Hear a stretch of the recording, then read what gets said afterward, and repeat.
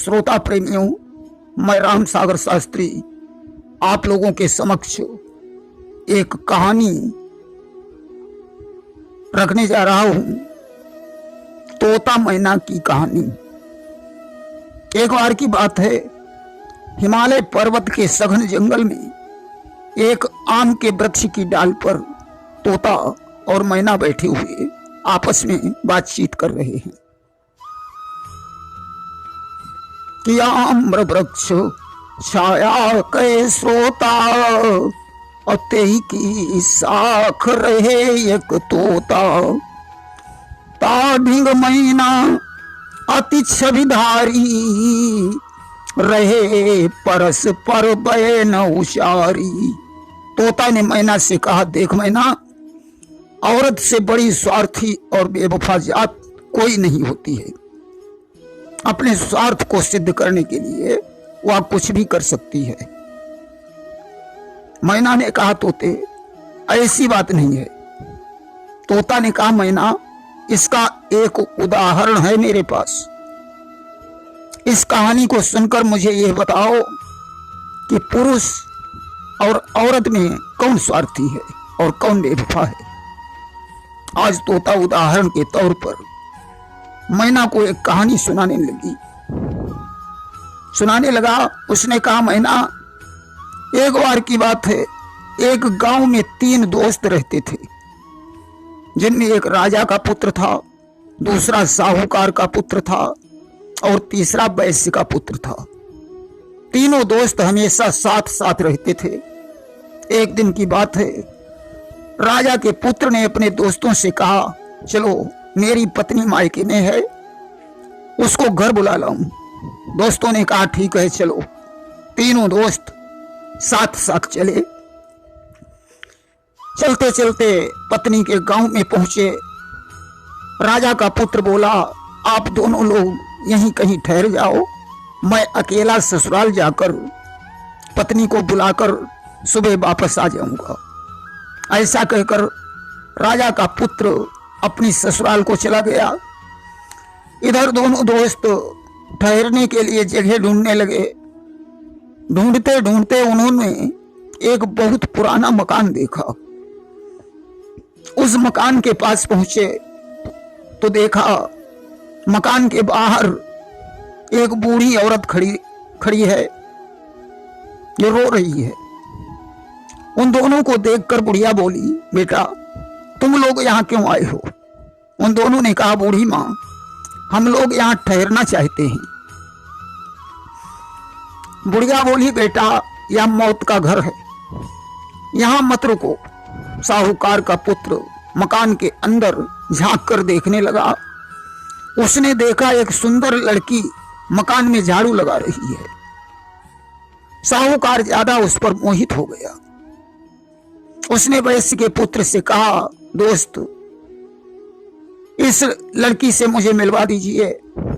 वैश्य पुत्र ने बुढ़िया से पूछा, बूढ़ी माँ, इस मकान के अंदर ये लड़की कौन है? बुढ़िया ने कहा, बेटा वो एक वैश्या है, जो इसके पास जाता है उसे ये नागिन बनकर डस लेती है। परंतु साहूकार ज्यादा नहीं माना। वैश्य पुत्र ने उसके लिए रास्ता बनाया। साहूकार ज्यादा वैश्य के साथ एक कमरे में गया। इधर वैश्य पुत्र ने उस बुढ़िया से पूछा, बूढ़ी माँ, क्या वह सचमुच नागिन है? बुढ़िया ने कहा, हाँ पुत्र, वो नागिन ही है। अब तुम्हारा दोस्त जीवित नहीं बचेगा। वैश्य पुत्र विचार करने लगा कि जे न मित्र दुख हो ही दुखारी और तीन ही बिलोकत पातक भारी। यदि मैं मित्र की रक्षा नहीं करता हूं तो बहुत बड़ा पाप लगेगा। उसने तलवार उठाई और उसी कमरे में पहुंच गया जहां साहूकार ज्यादा और वैश्य लेटे हुए थे। देखा दोनों सो रहे हैं। आधी रात के समय ज्यों वैश्या की आंख खुली, वह नागिन बनकर साहूकार ज्यादे को डसना चाहती थी, वैश्य पुत्र ने तलवार से उसके टुकड़े टुकड़े कर दिए और पलंग के नीचे छुपा दिया। दोस्त सोता ही रहा। वैश्य पुत्र मकान के बाहर निकला। उसने देखा एक सुंदर स्त्री जंगल की तरफ जा रही है। सजनों, वह स्त्री इसके दोस्त राजा के पुत्र की पत्नी थी, जिसे जंगल में रहने वाले एक संत से प्रेम था और उससे मिलने के लिए वह रोज उसकी कुटी में जाती थी। गोस्वामी तुलसीदास जी ने लिखा है कि नारी स्वभाव सत्य कभी कहीं, अब गुण 8 सदा उर रही, साहस अनृत सफलता माया, भय अविवेक या सोच अदाया। आज राजा के पुत्र की स्त्री पति के सो जाने के बाद चुपचाप अपने बिस्तर से उठी और संत की कुटी की तरफ चल पड़ी। इधर वैश्य पुत्र उसके पीछे पीछे चला। स्त्री कुटी में चली गई। वैश्य पुत्र छुपकर दोनों की बातें सुनने लगा। संत ने कहा, आज तूने यहां आने में इतनी देर क्यों कर दी? स्त्री बोली, आज मेरे पतिदेव मुझे बुलाने आ गए हैं, इसलिए उन्हें सुलाकर आई हूं। कल मैं अपनी ससुराल चली जाऊंगी, इसलिए मुझे क्षमा करना, अब मैं आपके पास नहीं आ पाऊंगी। अब तो वैश्य पुत्र को पूरा विश्वास हो गया, अरे यह तो मेरे दोस्त राजा के पुत्र की पत्नी है। गोस्वामी तुलसीदास जी ने सत्य ही कहा है कि काहन पावक जारि सक, कान समुद्र समाई, कान करे अबला प्रबल, के ही जग काल न खाई। संत ने कहा, अब तेरे बगैर मैं कैसे जिंदा रह पाऊंगा। आज संत ने गुस्से में आकर चाकू से उसकी नाक काट ली। स्त्री रोती चिल्लाती घर की तरफ भागी। इधर वैश्य ने अपनी तलवार से उस संत का सिर काट दिया। संत मर गया। उधर स्त्री रास्ते में विचार करती है, मुझे अब क्या करना चाहिए। अब उसने अपने पति राजा के पुत्र को फांसने की कोशिश की। सत्य कहा गया है, त्रिया चरित्रम पुरुषस्य भाग्यम, देवो न जाना कुतो मनुष्या।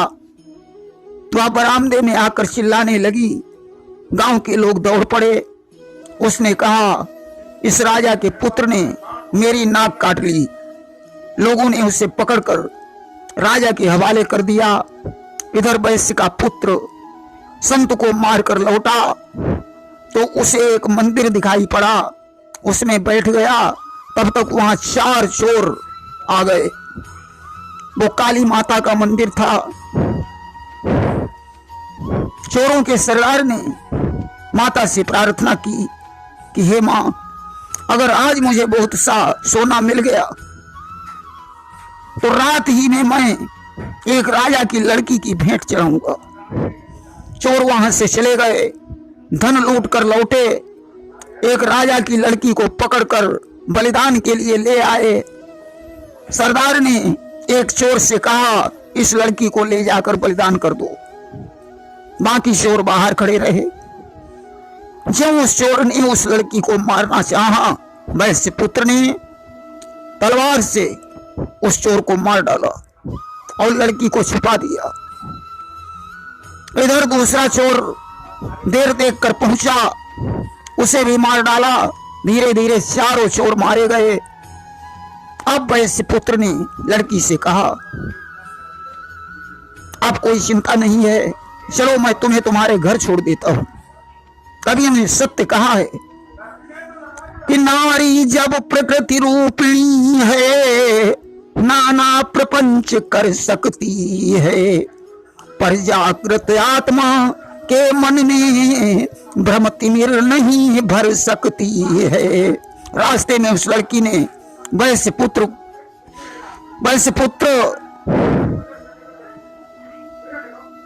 को कहा, तुमने हमारी जान बचाई है, इस एहसान के बदले तुम मेरे साथ विवाह कर लो।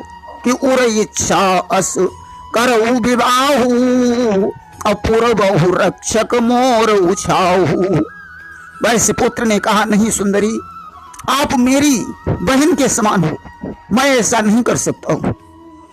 लड़की ने कहा, तुम्हें विवाह करना होगा। उसने कहा, कुछ भी हो, मैं विवाह नहीं करूंगा। जो लड़की घर के पास पहुंची, वहां जोर जोर से चिल्लाने लगी। राजा के सिपाही दौड़कर आए। उन्होंने पूछा, बेटी क्या हुआ? उसने कहा, यह आदमी मुझे बंदी बनाकर ले गया था। इसने मेरे सतीत्व को नष्ट करने की कोशिश की। जैसे तैसे मैं भाग कर आई हूं, या मेरा पीछा कर रहा है। सिपाहियों ने वैश्य पुत्र को पकड़ लिया और राज दरबार में उसे उपस्थित कर दिया। उधर साहूकार का पुत्र भी वैश्या की मृत्यु के इल्जाम में पकड़ा गया और इधर नाक कटने के इल्जाम में राजा का पुत्र भी दरबार में मौजूद था। तीनों दोस्त एक ही जगह पर मिल गए। राजा ने सबसे पहले साहूकार के पुत्र से पूछा, तूने वैश्या को क्यों मारा? उसने कहा, महाराज, मैं तो सो रहा था, मुझे कुछ भी पता नहीं है। वैश्य पुत्र ने कहा, महाराज, वो वैश्या नहीं बल्कि एक नागिन थी। मैंने अपने दोस्त की रक्षा करने के लिए जब वह रात में नागिन बनी तो उसे मार डाला। यकीन न हो तो सैनिकों को भेजकर पता करवा लो। उसे मारकर मैंने पलंग के नीचे ढक दिया है। सैनिकों ने पता किया,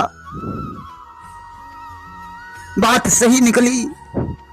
राजा ने राजपुत्र से पूछा, तूने पत्नी की नाक क्यों काटी? बोला, महाराज, मैं तो सो रहा था, मुझे कुछ भी पता नहीं है। वैश्य पुत्र ने कहा, महाराज, इसकी पत्नी एक संत से अवैध संबंध रखती थी। उस संत ने इसकी नाक काटी है, मैंने उसे मार डाला। यकीन नहीं तो सैनिकों को भेजकर पता करवा लो, उसकी लाश जंगल में पड़ी है। सैनिकों ने पता किया, बात सही निकली। अब राजा ने वैश्य पुत्र से पूछा, तुमने मेरी बेटी को क्यों छेड़ा? वैश्य पुत्र ने कहा, महाराज, आपकी बेटी को चोर पकड़ ले गए थे, देश का बलिदान करना चाहते थे। मैंने उन चारों चोरों को मार डाला और तुम्हारी बेटी को यहां तक पहुंचाया। यह मेरे साथ शादी करना चाहती थी। इनकार करने पर इसने मेरे ऊपर दोष लगा दिया। अगर यकीन न हो तो पता कर लो, चारों चोर काली मंदिर में मरे पड़े हैं। राजा ने सैनिकों से पता करवाया, बात सही निकली। तीनों दोस्तों की रिहाई हो गई। राजा ने वैश्य पुत्र से कहा, अब तुम मेरी बात मानो, मेरी बेटी के साथ विवाह कर लो। बड़ी धूमधाम के साथ वैश्य पुत्र का विवाह हो गया। तीनों दोस्त अपने गांव लौट आए कि तोता के ये बयान सुन मैना हो गई मौन।